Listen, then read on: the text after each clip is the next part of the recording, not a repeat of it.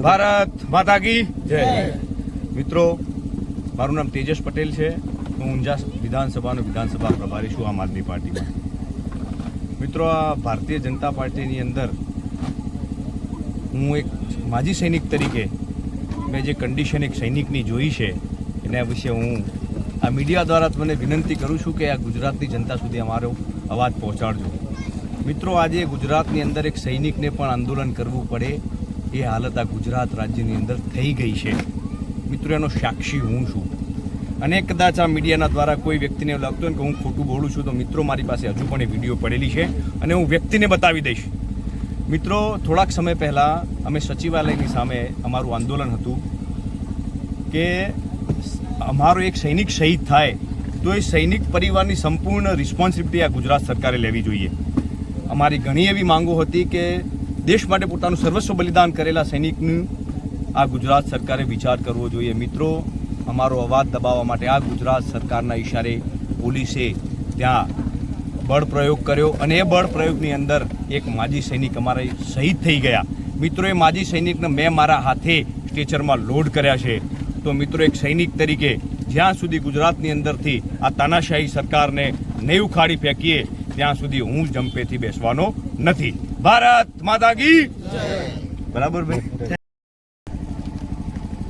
આજે સંગઠનનું નિર્માણ અને આમ આદમી પાર્ટીની સક્રિયતા જોઈ અને ભાજપની અંદર જે ખળભળાટ મચ્યો છે એના હિસાબે અમારા ઘણા જ બધા ઉમેદવારોને ધાક ધમકી લાલચો આપી એમને ફસાવવાની કોશિશ કરી, પરંતુ અમારા જે સંગઠનના જે મૂળિયા આમ આદમી પાર્ટીએ નાખેલા છે એવા અમારા સંનિષ્ઠ અને નિષ્ઠાવાન કાર્યકરોએ આજે ગુજરાતને બતાવ્યું કે અમે કોઈપણ લાલચમાં કે ભય અને તમારે તાનાશાહી સાથે અમે દબાઈશું નહીં અને અમારા અડીખમ યોદ્ધાઓ અત્યારે આમ આદમી પાર્ટીમાં સારા લોકો ચૂંટણી લડી રહ્યા છે અને સંગઠનનું કામ ખૂબ જ ઝડપથી રોકેટ ગતિએ ચાલી રહ્યું છે અને ગુજરાતમાં પરિવર્તનનો પવન આ સ્થાનિક સ્વરાજની ચૂંટણીઓમાં સર્વે જનતાના આશીર્વાદથી જોવા મળશે એવી અમે આશા અને અપેક્ષા વ્યક્ત કરીએ છીએ।